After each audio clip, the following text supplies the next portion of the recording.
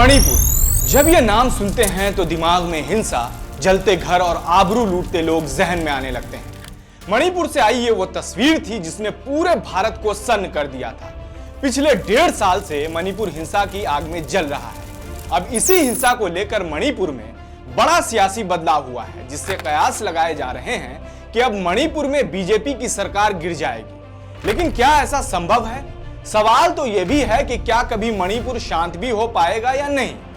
नमस्कार, आप देख रहे हैं चकल्लस। सबसे पहले आप हमारे चैनल को सब्सक्राइब कर लीजिए ताकि आगे ऐसी खबरों की अपडेट्स आपसे मिस ना हो।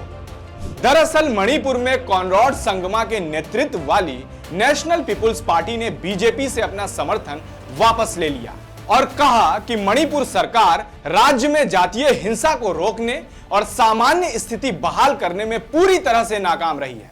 ऐसे में यह चर्चा भी शुरू हो गई है कि क्या एनपीपी के समर्थन वापस लेने से मणिपुर में बीजेपी को खतरा हो सकता है। यह सवाल इसलिए उठ रहा है क्योंकि मणिपुर में बीजेपी की सरकार है। तो क्या मणिपुर में बीजेपी की सरकार गिर रही है? दरअसल मणिपुर विधानसभा की 60 सीटें हैं, जिसमें बहुमत के लिए 31 सीटों की जरूरत होती है। साल 2022 के चुनाव में बीजेपी ने 32 सीटें, कांग्रेस ने 5 सीटें, जेडीयू ने 6 सीटें, नागा पीपुल्स फ्रंट ने 5 सीटें और कॉनराड संगमा की नेशनल पीपुल्स पार्टी ने 7 सीटें जीती थी। वहीं कुकी पीपुल्स अलायंस ने 2 और 3 सीटों पर निर्दलीय विधायक जीते थे।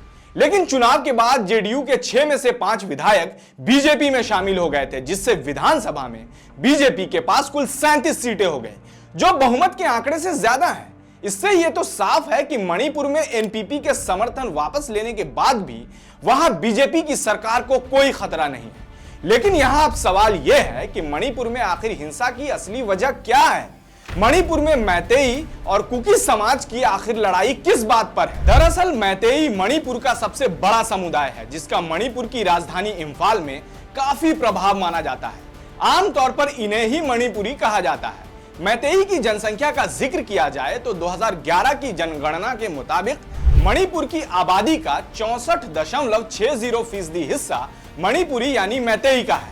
इसमें हैरान करने वाली बात यह है कि इतनी संख्या होने के बावजूद मणिपुर की जमीन के करीब 10% हिस्से पर ही उनका कब्जा है।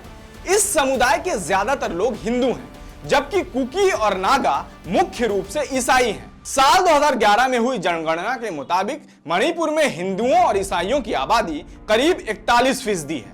वहीं मणिपुर और मिजोरम के दक्षिण पूर्वी हिस्से में रहने वाली एक जनजाति कुकी है। नागा और कुकी की जनसंख्या मणिपुर की कुल आबादी का 35.40% है। लेकिन चौंकाने वाली बात यह है कि राज्य की 90% जमीन पर कुकी और नागा का कब्जा है।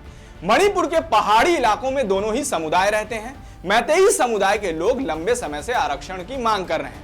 पहाड़ियों में रहने वाले कुकी समुदाय के लोगों को अनुसूचित जनजातियों की लिस्ट में शामिल किया गया है, लेकिन मैतेई को सरकार ने उस सूची में जगह नहीं दी। यही वजह है कि मैतेई ने अपनी इस मांग को तूल दिया।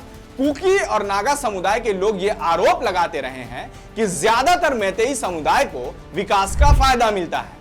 इस विवाद ने उस वक्त तूल पकड़ लिया जब राज्य सरकार को मणिपुर हाईकोर्ट ने अनुसूचित जनजाति में मैतेई समुदाय को शामिल करने के लिए केंद्र को एक प्रस्ताव भेजने को कहा था।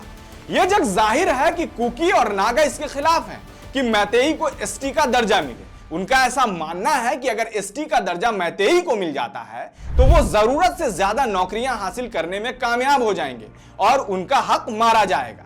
इसके अलावा मणिपुर में विवाद की एक दूसरी वजह वो कानून भी है जिसके तहत नियम है कि जो मैतेई के लोग घाटी में बसे हैं वो पहाड़ी इलाकों में ना तो रह सकते हैं और ना ही जमीन खरीद सकते हैं। अगर कुकी और नागा की बात की जाए तो पहाड़ियों में रहने वाले इस समुदाय के लोग घाटी में जमीन भी खरीद सकते हैं और बस भी सकते हैं। ऐसे में मैतेई समुदाय के लोग इस बात से आपत्ति जता रहे हैं। अब सालों से मणिपुर में जातीय हिंसा की वजह से विस्थापित हुए लोग राहत शिविरों में रह रहे हैं। मणिपुर की उस दर्दनाक घटना से हर कोई वाकिफ है जिसे पिछले साल जुलाई में अंजाम दिया गया था।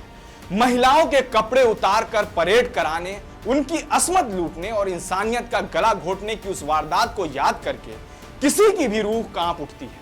हालांकि केंद्र सरकार मणिपुर में शांति के लिए मीटिंग पर मीटिंग तो कर रही है, लेकिन मणिपुर में उसका कोई असर देखने को नहीं मिल रहा है। न जाने अपने राजनीतिक फायदे के लिए सरकारें कब तक मासूम लोगों को ऐसे ही मरने देंगी। न जाने कब तक मणिपुर में महिलाओं की असमत लुटती रहेगी। तो फिलहाल आपको हमारी ये रिपोर्ट कैसी लगी, आप हमें कमेंट सेक्शन में जरूर बताएं और YouTube पर हमारे चैनल को जरूर सब्सक्राइब करें। साथ ही Facebook और Instagram पर भी हमें जरूर फॉलो करें।